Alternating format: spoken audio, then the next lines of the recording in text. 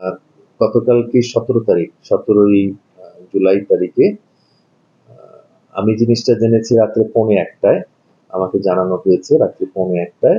আমাকে যেটা আমাদের এখানে যারা কর্মচারী এরা রাত্রি 11টার দিকে কাজ করছিলেন, তারা গণপূর্তর আমাদের লিফট মেইনটেন্যান্স এর কিছু যন্ত্রপাতি এগুলো লিফট দিয়ে তারা উপরে তুলছিলেন। আমাকে যেভাবে বলা হয়েছে সেটাই।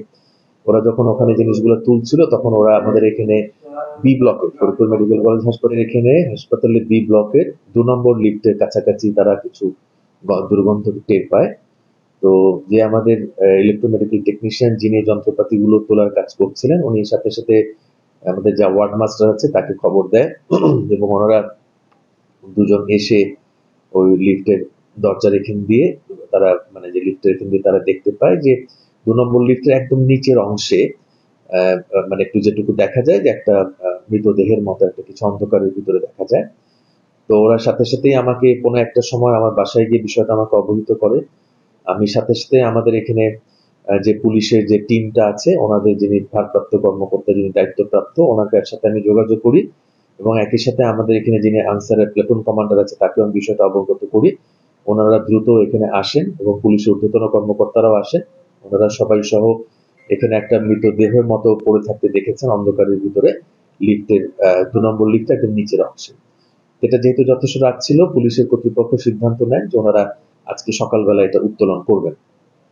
তো সেই হিসেবে আজকে সকালে পুলিশের সংশ্লিষ্ট কর্মকর্তারা, অ্যাডিশনাল এসপি মহোদয়, ওসি মহোদয়, ওনারা সবাই সহ আসছেন। আমাদেরও সবাই এখানে উপস্থিত ছিল। আমাদের সবার উপস্থিতিতে এখানে ওনারা লাশটা উত্তোলন করে সুরতহাল করেছেন। করে এখন সুরতহাল মাত্র শেষ করলেন। তো ওনারা এটাকে এখন মর্গে পাঠাবেন পোস্টমর্টমের জন্য। এই এই যে ওসি মহোদয় আমার এখানে বসে টেলিফোনে কথা বলছেন, উনি ওর কাগজপত্র দিয়ে ওনার পরিচয়টা ওনার জানা বের করার চেষ্টা করছেন। আর আমরা এখন মৃতদেহটা এখন আমরা পোস্টমর্টমে নিয়ে যাবে, এটা পোস্টমর্টম হবে আর কি। আমাদের হাসপাতালে ভর্তি রোগী সবার কোনো ছবি সংরক্ষণ করা থাকে না, এটা কোনো নিয়মও নেই।